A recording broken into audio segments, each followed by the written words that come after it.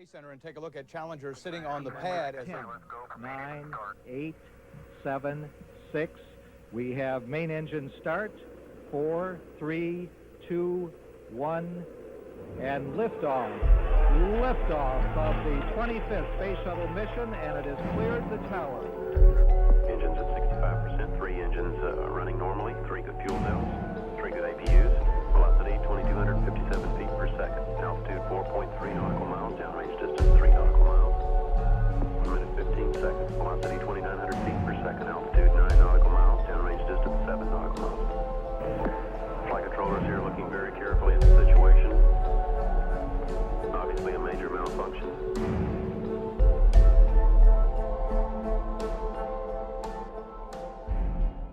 On the 28th of January 1986, the world watched as the Challenger space shuttle exploded off the coast of Florida, 73 seconds after takeoff from the Kennedy Space Center. The intended mission was to study the approach of Halley's Comet, which could be seen from Earth between 1985 and 1986.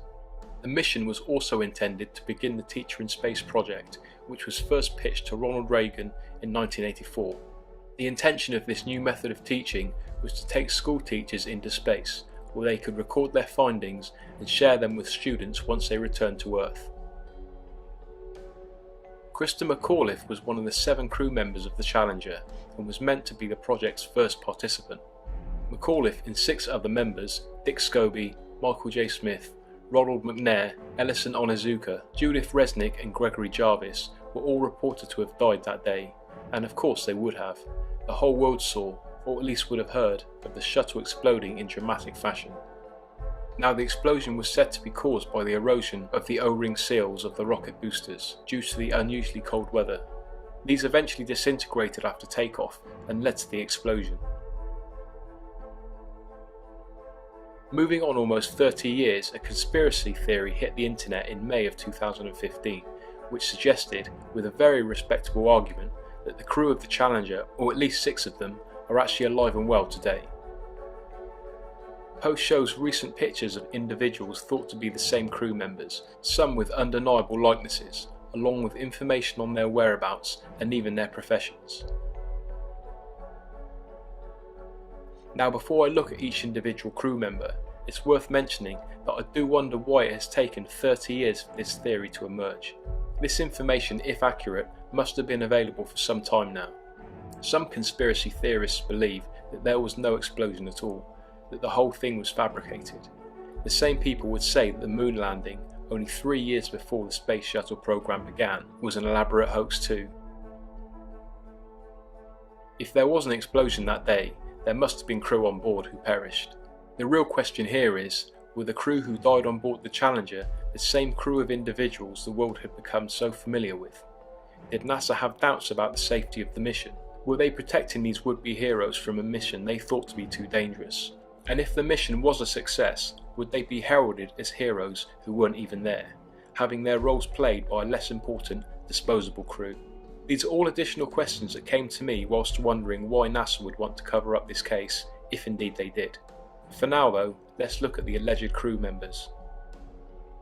Francis Richard Scobie, or Dick Scobie, was commander of the ill-fated Challenger. He was a celebrated combat aviator during the Vietnam War, after which he was awarded the Distinguished Flying Cross, an award given in the US for heroism and extraordinary achievement during times of war. He also gained many other accolades over the years. His part in the 2015 conspiracy theory is supported by a photo of a man by the name of Richard Scobie, a chief executive working for a Chicago-based advertising agency called Cows in Trees. Looking at this image, there is no doubting the likeness, but it's worth mentioning that the likeness on the photos which appear on the agency's website are less apparent. Was the image that the conspiracy theory relied on manipulated? Possibly, but 30 years have passed and it's reasonable enough to think that it could be him. Michael J. Smith was named as pilot for the Challenger mission. In 1963 he graduated from Beaufort High School in South Carolina with a Bachelor of Science degree and went on to achieve a Master's in Aeronautical Engineering in 1968. He flew during the Vietnam War and was said to have flown 28 different types of civilian and military aircraft, logging 4,867 hours of flying time before joining NASA.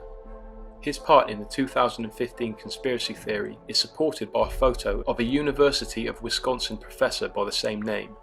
Now, according to the university's website, this man does exist, and there is no doubting the staggering likeness in the two photos, albeit 30 years apart.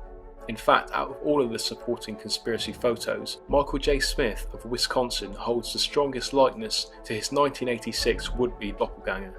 In fact, the Michael J. Smith at the University of Wisconsin is thought to have been born in the same year as the astronaut.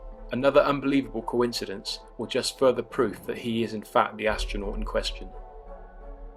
Incredibly, 2 of the 6 crew members thought to be alive today are accused of lying about being their twin siblings. The first being Ronald McNair, and the second being Ellison Onizuka, both mission specialists on the Challenger. Ronald McNair graduated from MIT in Massachusetts, then became a staff physicist at the Hughes Research Lab in Malibu, California. Onizuka began duty with the United States Air Force in 1970, where he served as a flight test engineer and test pilot. Both men were selected by NASA for the astronaut program in 1978. Ronald McNair is said to have taken on the name Carl McNair, and Ellison Onizuka is now known by conspiracy theorists as Claude Onizuka.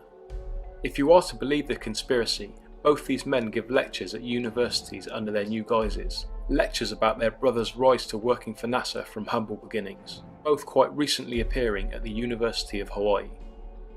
Interestingly, a blogger by the name of Eowyn posted an in-depth report on fellowshipofthemind.com about both men and the results that Ancestry.com had regarding the existence of their twin brothers. The results suggested that neither twin existed, as birth dates and parents' names yielded no definite results. Although this is not definitive proof of a conspiracy, it's interesting nonetheless. So, are Carl and Claude the twin brothers of Ronald and Ellison, or is this just another lie in a NASA conspiracy? Now, the case of Gregory Jarvis is an anti-conspiracy theorist's dream. In 1962, Jarvis graduated from Mohawk Central High School in New York. He was later bestowed with the honour of having the school named after him. He received a bachelor's degree in electrical engineering from the State University of New York in 1967, and a master's degree in the same discipline from Northeastern University in 1969. Jarvis joined the United States Air Force the same year and served until 1973. Snopes.com believes that there are no doppelganger images for Jarvis, simply because the theorists couldn't find anyone with the same name and likeness as the payload specialists. Could this be the case? If the theory is correct, maybe Jarvis disappeared into obscurity, or maybe, just maybe, he was on the Challenger at the time of the disaster, a less important, disposable pawn in NASA's game. Resnick was a graduate of Firestone High School in 1966, and in 1970 received a bachelor's degree in electrical engineering from Carnegie Mellon University in Pittsburgh. In 1977 she earned a PhD in electrical engineering at the University of Maryland. Soon after that, Resnick was employed by RCA as a design engineer, and later worked with various NASA projects contracted to the company. Now, there is a lot of information on a Judith Resnick, who is a law professor at Yale University, along with information on her years as a scholar studying at the New York University during the mid-1970s, as well as her work as an author. But at that very same time, Judith Resnick of NASA was thought to be 250 miles away in Maryland, going through a divorce, but soon to achieve a PhD from the state's university. In 1980, Professor Resnick joined the faculty of the Southern California Law School. It said she remained in California for the next 17 years, which would place her in California during the time of the Challenger disaster. But the plot thickens. According to VeteransToday.com, following his daughter's supposed death, Marvin Resnick, father of NASA's Judith Resnick, moved to California from Ohio and collected $2 million from the manufacturer of the Challenger's O-rings, failure of which had been determined by NASA as the cause of his daughter's death. If this is the same Judith Resnick who worked for NASA, could this background information on her academic years be fabricated? If the conspiracy theory is fact, then maybe her now wealthy father moved to California to be with her. Again, as with all these cases mentioned here, the accompanying photo does look like it could be the very same person 30 years on. In 1970, Krista McAuliffe received her bachelor's degree in education and history from Framingham State College in Massachusetts, and then a master's in educational supervision and administration in 1978. She took a teaching position at Concord High School in New Hampshire in 1983. In 1985, she was selected to participate in the NASA Teacher in Space project and, as mentioned before, was scheduled to become the first teacher in space. Next to Gregory Jarvis, I think the case of Krista McAuliffe is probably the most difficult for conspiracy theories to argue, as the accompanying photo's likeness is vague. However, there is a Sharon McAuliffe in Alberta, Canada, a professor at Syracuse Law whose academic years are stated as being spent at the universities of Notre Dame and Syracuse.